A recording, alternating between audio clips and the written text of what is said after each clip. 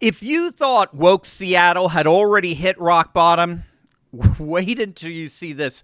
The receipts are in, and they're more devastating than anyone could have ever imagined. You might remember their ultra-leftist socialist mayor, Katie Wilson's famous moment when she said this. I think the claims that millionaires are going to leave our state are like super overblown, and if the ones that leave, like bye.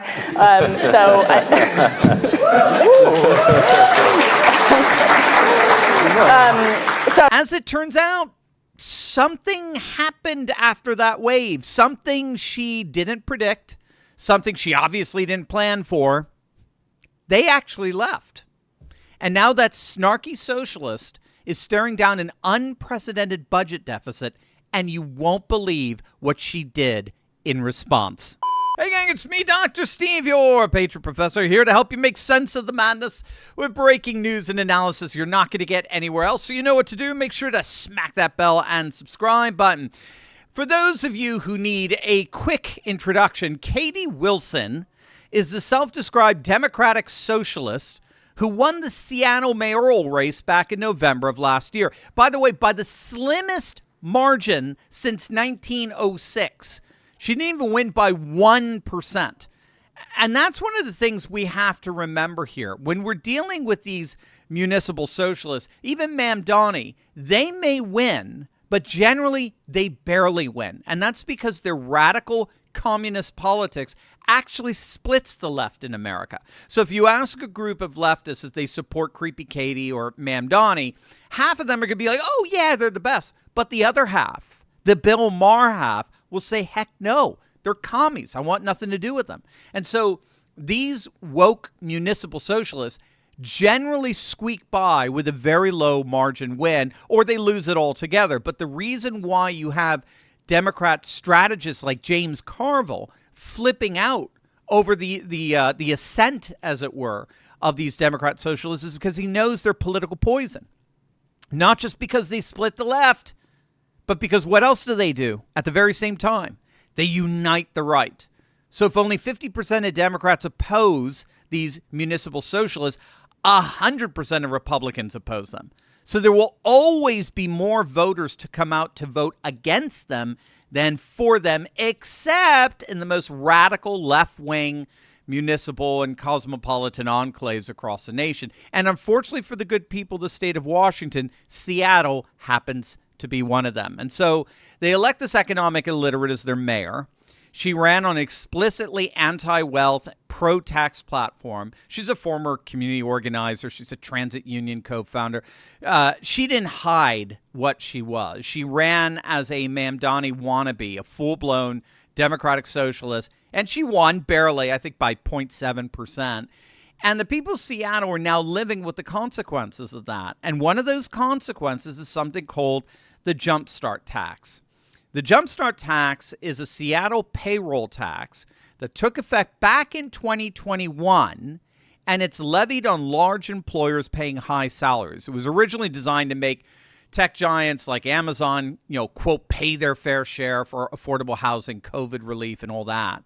But it's become deeply controversial because a new Downtown Seattle Association report links it to the loss of roughly 30,000 downtown jobs, a 48% collapse in office property values, and a mass exodus of employers. In fact, here's a fun fact for you. Ready for this? The office vacancy rate in downtown Seattle has skyrocketed from 6.7% in 2019 before COVID to now over 32%, making downtown Seattle the worst major commercial real estate market in the entire country. 1 in 3 commercial real estate offices are vacant. And this was happening all the while nearly half of Seattle's housing revenues were quietly rated to plug the very budget deficit that the tax helped create. Now, what makes all of this particularly rich, if you'll pardon the pun there, is that Katie Wilson didn't just campaign on the Jumpstart tax. She helped design it all those years ago. She was one of the key architects of the policy that's now blowing a $500 million hole in the city she was elected to run. This isn't a politician inheriting someone else's mess.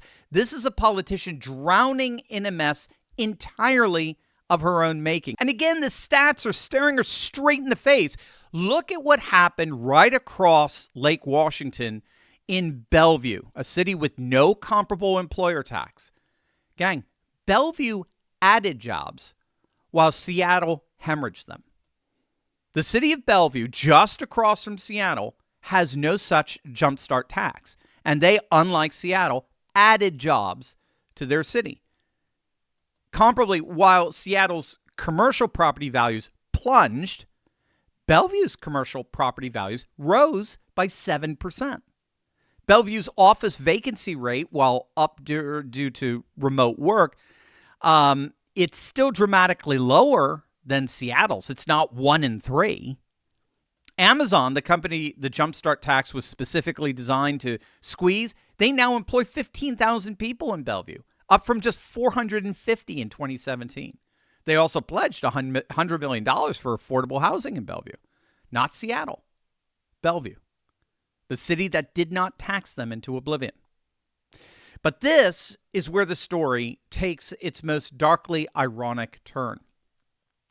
Because Jumpstart drove away so many businesses, because it drove away the very high-paying jobs it taxed, revenue projections have been revised downwards by $76 million to approximately $388 million for 2026.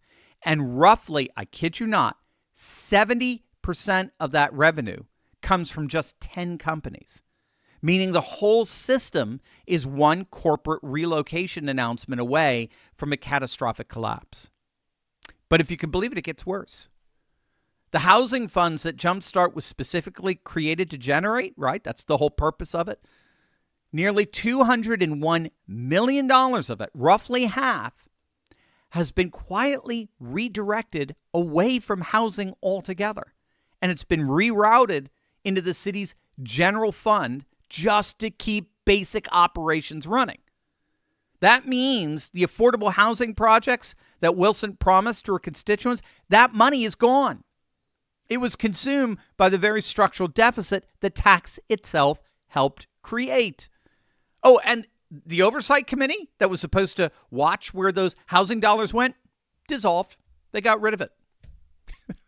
This is the socialist death spiral in real time. Tax the productive class, watch them leave, watch the tax base shrink, raid the housing fund to plug the gap, and then wonder why the housing crisis keeps getting worse. So what on earth is this socialist mayor proposing to do about it?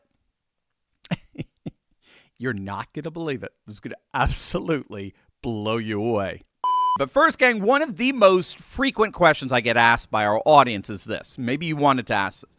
Dr. Steve, is now really the right time to buy gold?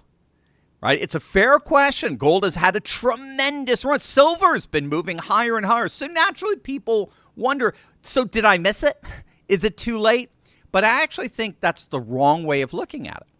The real question isn't whether gold has already gone up. Obviously, it has. The real question is whether the reasons for owning it have changed.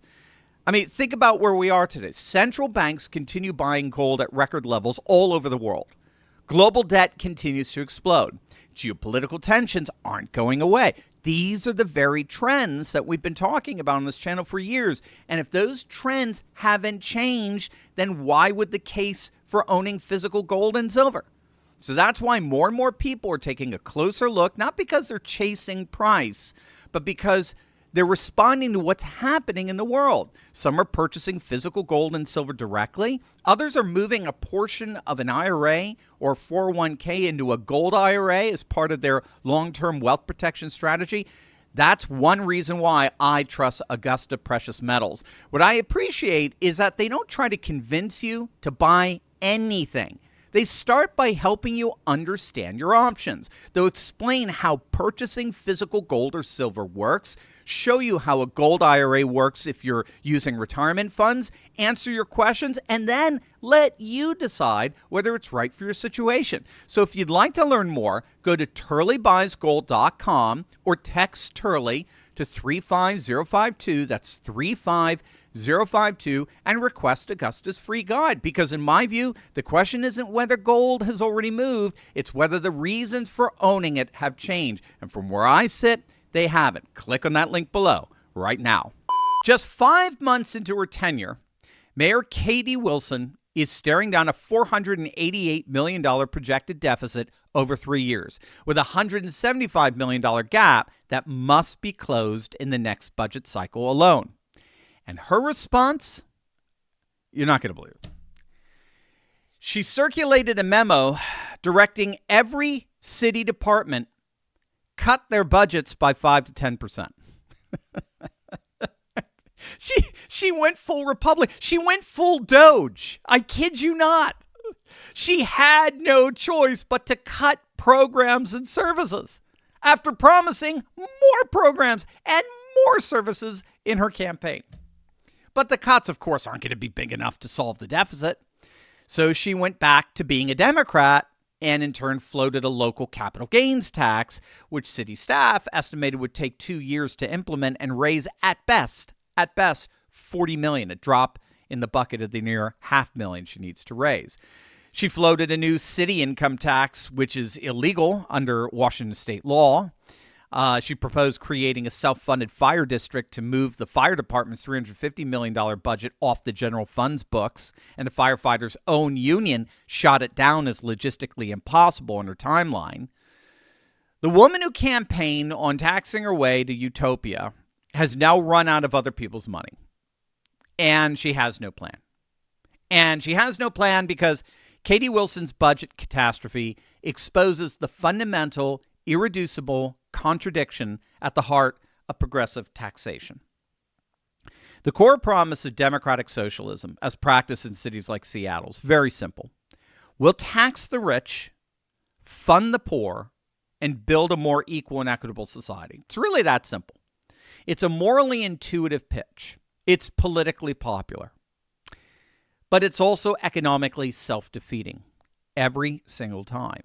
And that's because socialism treats capital as a fixed resource to be redistributed. It treats capital, it assumes capital is a fixed resource that can be continuously redistributed. So it assumes the rich are a static pool, and it assumes that if you tax them at, say, 2%, 5%, 10%, whatever you're going to do, they'll simply write the check and stay because capital is static. But what if that assumption is wrong? What if capital is not a fixed object? What if capital is liquid? What if capital is fluid as water? What if it goes where it's welcomed and flees where it's punished and obstructed? Well, then by definition, you will always get less of what you tax, of what you punish, and you will always get more of what you subsidize, of what you reward. And if you're a city that punishes producers and rewards parasites, guess what you're going to get less of and more of?